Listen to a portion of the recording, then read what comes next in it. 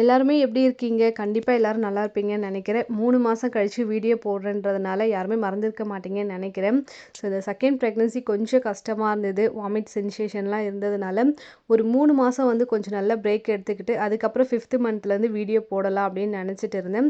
So fifth மந்த்தும் start ஆயிடுச்சு. So இந்த தீபாவளி அதுவும் வீடியோ போடலாம் அப்படின்னு சொல்லிட்டு வீடியோலாம் ஷூட் பண்ணிட்டு இருந்தேன். வீடியோ அப்லோட் பண்ணுற நேரத்தில் ஃபோன் கொஞ்சம் மக்கர் பண்ணிடுச்சு. அதனால இந்த வீடியோ வந்து தீபாவளி முடிஞ்சு தான் பார்க்குற மாரி இருக்கும். காலையிலேயே எழுந்து எண்ணெய் வச்சு ஃப்ரெஷ்அப்லாம் ஆகிட்டேன். ஸோ இன்றைக்கி வந்து புது ட்ரெஸ் தான் போடணும். பட் வந்து இந்த நைட்டி நல்லா கம்ஃபர்டபுளாக இருக்கிறதுனால புது நைட்டி தான் போட்டுட்டு சமைக்க ஸ்டார்ட் பண்ணிட்டு இருந்தேன்.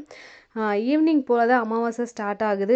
பட் இருந்தாலும் வெஜ்ஜே வந்து இன்றைக்கி சாமிக்கிட்ட வச்சு படைக்கலாம் அப்படின்னு சொல்லிட்டு சிக்கன் குழம்பு ஸ்டைலில் வந்து உருளைக்கிழங்கு சோயா சாங்ஸ் போட்டு குழம்பு தான் வந்து குக்கர்லேயே வந்து ரெடி பண்ணிட்டு இருந்தேன். பட் ஃபஸ்ட் டைம் வந்து பயந்து பயந்து பண்ணியிருந்தேன். டேஸ்ட் எப்படி இருக்குமோ சூப்பராக வந்திருந்தது. இந்த வாட்டி வீட்டில் எந்த பலகாரமும் செய்யலை. ஸோ பாப்பாவுக்கு உடம்பு முடியல அப்படின்றதுனால ஸோ நெக்ஸ்ட் இயர் வந்து பார்த்துக்கலாம் அப்படின்னு சொல்லிட்டு விட்டாச்சு. வீட்டில் வந்து வடை, பாயசம், கேசரி இதெல்லாம் வந்து செஞ்சு மாமனார் கிட்ட படைச்சிட்டு பாப்பாவோடைய தீபாவளி ட்ரெஸ் இதுதான் சாமி கும்பிட்டு சூப்பராக